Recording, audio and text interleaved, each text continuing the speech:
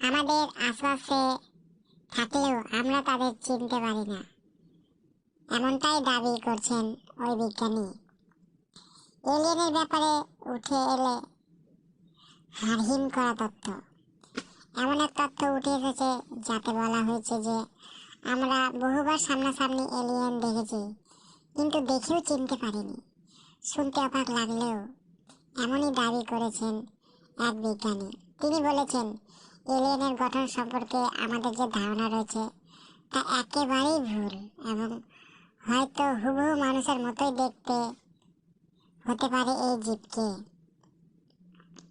এমনও বলা হয়েছে যে এলিয়েনরা আমাদের সঙ্গেই মানব রূপে বসবাস করে এবং আমাদের আশেপাশে থাকার পরেও আমরা তাদের ভিনগ্রহী বলে চিনতে পারি না। এসব তত্ত্বের ক্ষেত্রে বেশ কিছু প্রমাণও দিয়েছেন তিনি। নাসার এক বিজ্ঞানী একটি গবেষণাপত্রে ব্যাখ্যা করেছেন যে কীভাবে এলিয়েনরা আমাদের সামনাসামনি এসেছি এবং আমরা তাদের এলিয়েন বলে জানতেই পারিনি।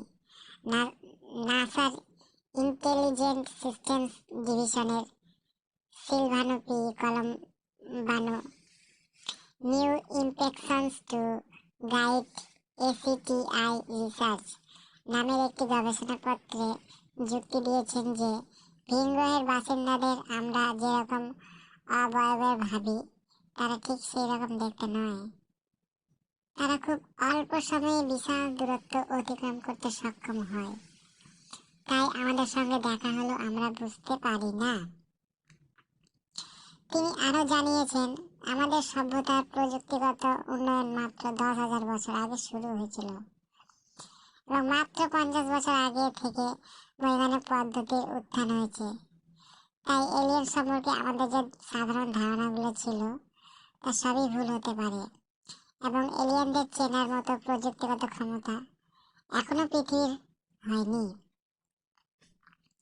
তিনি তার সমস্ত সহকর্মীদের এলিয়েনদের মানুষের কাছাকাছি আসা বা মানুষের সঙ্গে বসবাস করার সম্ভাবনাগুলোকে আরো পরিষ্কারভাবে বুঝিয়েছেন এবং কিভাবে বিভিন্ন সময় ইউএফও দেখতে পাওয়ার ঘটনাগুলো একেবারেই অস্বীকার করা যায় না সেই বিষয়তেও একটি ধারণা দিয়েছেন। নাসার এসইটিআই ইনস্টিটিউট আয়োজিত ডিকোডিং এলিয়েন ইন্টেলিজেন্স শীর্ষক এক কর্মশালায় কলম্বানো প্রথম তার এই প্রবন্ধ উপস্থাপন করেন।